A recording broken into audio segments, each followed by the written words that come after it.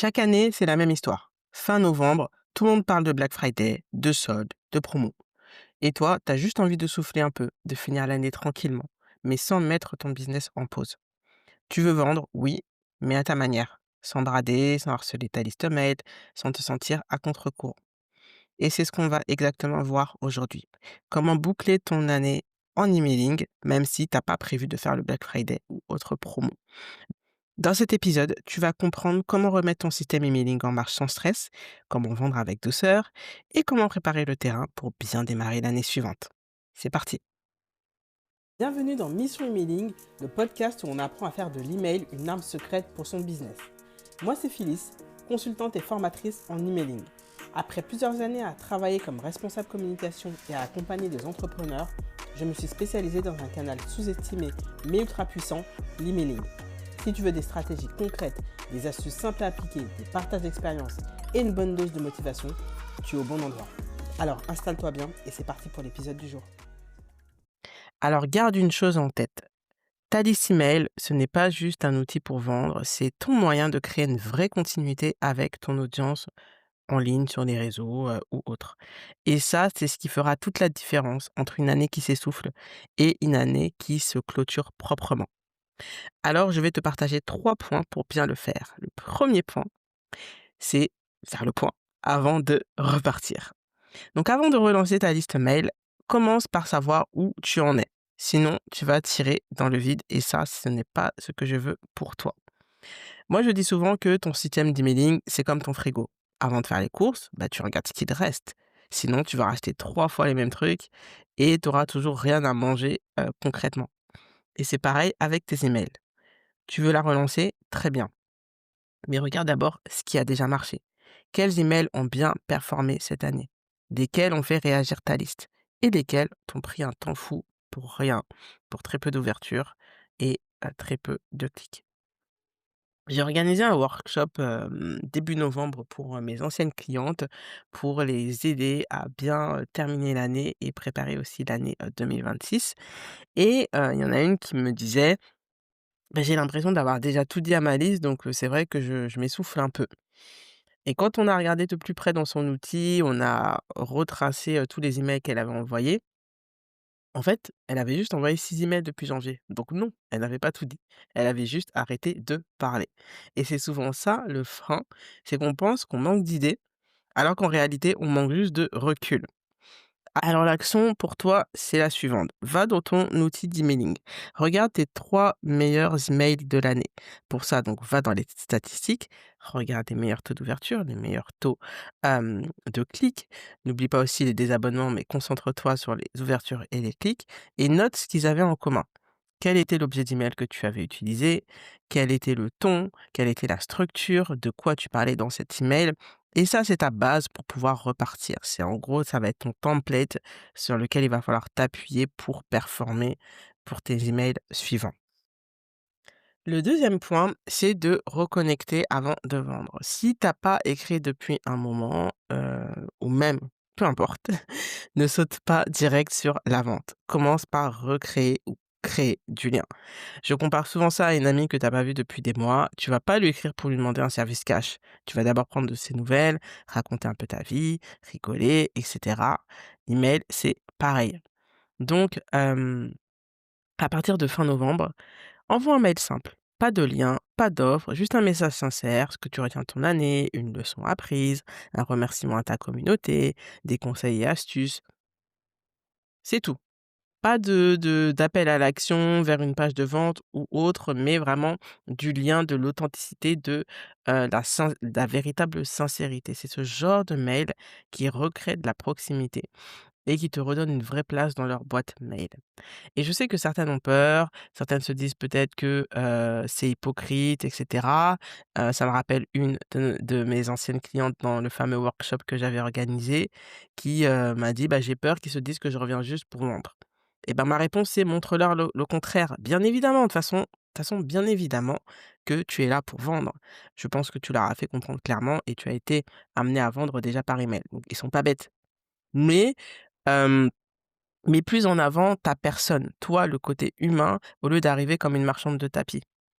Donc écris au début, écris sans rien vendre, montre que tu n'es pas là que pour ça. 1 email, 2 emails, voire 3 emails, vraiment de la valeur, de la sincérité, du partage et ensuite seulement reparle d'offres. Mais, il y a une manière de le faire, hein. L'idée, c'est pas d'envoyer un email cash: «Voilà mon offre, caractéristiques, modules» et cetera. L'idée, c'est de faire monter, en température pour qu'ils se rendent compte que, le besoin est là, la problématique est encore, brûlante et qu'ils ont besoin de ta solution pour résoudre cette problématique et tu verras que les gens ils vont pas t'en vouloir pour ça. Ils vont pas t'en vouloir pour avoir été silencieuse. Ils vont pas t'en vouloir, que quelques emails après tu parles de ton offre, parce qu'ils ont juste besoin que tu reviennes avec sincérité et aussi, bah, que tu n'arrives pas de manière, cash avec ton offre à leur proposer. Alors mon action, pour toi, pour ce point-là de reconnexion, c'est de d'écrire un email, même plusieurs si tu es motivé, mais un email, style, leçon apprise, un style, coulisses, style bilan ou autre. L'idée en fait, c'est de raconter quelque chose de vrai, même si c'est tout simple. L'idée, c'est pas d'écrire un roman, hein. Des fois, plus c'est court et mieux c'est. Ton objectif, c'est juste qu'ils te disent: «Ah, ça fait plaisir de la relire» ou «Ça fait plaisir de la lire» ou de lire quelque chose d'un peu plus, heu, personnel, slash, authentique. Le troisième point, c'est, vendre avec douceur, mais avec intention. Parce qu'attention, vendre avec douceur, c'est pas s'excuser de vendre. C'est juste poser un cadre clair et donner envie, mais sans pression. Et encore une fois, pendant ce workshop privé que j'avais organisé, je disais à mes anciennes clientes que, leur email, leur liste email, ce n'est pas une vitrine, c'est une conversation. Une conversation qui donne envie de continuer. J'avais partagé cette analogie dans d'anciens, épisodes de podcast où je disais que inviter quelqu'un dans sa liste mail, c'est faire rentrer, quelqu'un chez soi. Donc tu le fais rentrer sur le palier et ensuite, enclencher la conversation avec ta newsletter. C'est l'inviter dans ton séjour, à s'asseoir sur ton canapé, lui offrir un verre d'eau, une coupelle de cacahuètes ou de tomates cerises et cetera. Donc c'est vraiment une conversation, en fait. Et il faut vraiment garder ça en tête quand, on rédige ses emails et même quand on est dans la vente, c'est comme, je sais pas, imaginons que tu t'assois avec cette, dite personne sur le canapé et qu'elle voit ta superbe tasse et qu'elle dit: «Ah, elle est trop belle ta tasse» et ben, tu vas lui vanter les mérites de cette tasse et inconsciemment, tu vas lui vendre cette tasse et ben, c'est la même chose par email. Et donc, en fin d'année, tu as 2 approches possibles pour pouvoir vendre avec douceur et sans pression, mais avec intention. Alors, soit tu fais une campagne de clôture, du style, avant de tourner la page de cette année, je t'aide à X, Y, Z. Soit tu poses les bases de la nouvelle année. Et si tu démarrais la nouvelle année avec une stratégie claire. Dans les deux cas, tu restes aligné. Tu guides, tu n'imposes pas. Et c'est ça, selon moi, la vraie vente douce. Et donc, pour aider mes clientes à le faire, je leur ai proposé une mini série d'emails de transition en 3 temps. Tu peux d'ailleurs t'en inspirer, reprendre ça, donc je t'invite à noter. Le premier email, c'est, un email, bilan ou un email de gratitude. Ici, on ne vend pas. On crée juste du lien, d'humain à humain. Le deuxième email, c'est un email bascule. Donc tu partages, hein, ce que tu veux changer ou ce que tu veux préparer pour l'année suivante. Et le troisième email, c'est, ton offre, offre douce. Tu expliques comment tu peux les aider à préparer la nouvelle année grâce à ton offre. Sans pression, juste une suite logique. Là, j'ai partagé 3 emails, ça peut aller jusqu'à 5 par exemple. La mini-série, c'est sympa, ça crée une espèce de transition entre chaque email, comme une histoire en fait. Chaque email correspond à un chapitre et je trouve ça sympa pour, maintenir l'intérêt et donner envie de lire, la suite. Et donc cette série-là, elle vend sans que tu aies besoin d'en faire trop, parce qu'elle s'appuie sur la cohérence de ton message, il y a un suivi, il y a un fil conducteur et elle s'appuie pas sur la peur de rater une offre. C'est logique, c'est cohérent et donc si tu as besoin, toi, de construire cette série comme je l'ai fait pour, mes clientes, bah, c'est ce qu'on fait dans mon accompagnement stratégique. On met, ta liste mail à plat, je regarde un peu, je fais un audit, je regarde un peu ce que tu as fait à date. Ensuite, je repense ta structure, je te propose un plan d'action, pour créer un système qui vend sans stress et donc tu le mets en application et je reste à tes côtés encore pendant, plusieurs semaines pour la mise en application et pour le suivi. En tout cas, pour ce point-là de vente, douce avec intention, moi je t'invite, comme action donc soit à reprendre cette série-là, si, tu es chaude pour le faire, de choisir ton ongle de fin d'année. Est-ce que tu es plus dans une clôture ou, nouvelle année, projection et donc, proposer ton offre? Note les thèmes, de ta mini-série, donc les sujets de ta mini-série et fixe les dates d'envoi comme ça, c'est, calé dans ton calendrier. Mais si tu as besoin, d'un coup de main et d'une copilote, d'avoir un regard extérieur, tu peux, tu peux cliquer sur le lien que je vais mettre en description.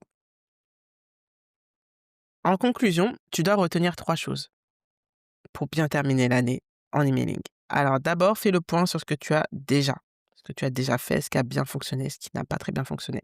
Ensuite, crée du lien, de la proximité avant de reparler monnaie, avant de reparler offre. Et enfin, vends avec douceur, mais avec intention. Je te rappelle que finir l'année, c'est pas forcément faire un sprint. Il y en a qui se mettent la pression de ouf. Ça peut s'entendre, enfin chacun a ses réalités différentes, mais en général, finir l'année, c'est pas faire un sprint, c'est fermer la boucle proprement pour pouvoir repartir plus sereine, en janvier. Et si tu as, envie de poser une base solide pour l'année, suivante, tu peux réserver ton accompagnement stratégique. Le lien est dans la description. On pourra, déjà, travailler, sur ta liste mail, ton système d'emailing plus globalement pour que tu démarres bien, l'année, suivante. Et donc, c'est la fin de cet épisode. J'espère qu'il t'a plu. En tout cas, s'il t'a aidé, tu peux laisser 5 étoiles, tu peux me laisser un avis, tu peux aussi le partager à une entrepreneur ou une collègue qui galère à trouver le bon ton dans ses emails pour vendre sans se trahir. Et d'ici là, je te dis à très vite pour le prochain épisode.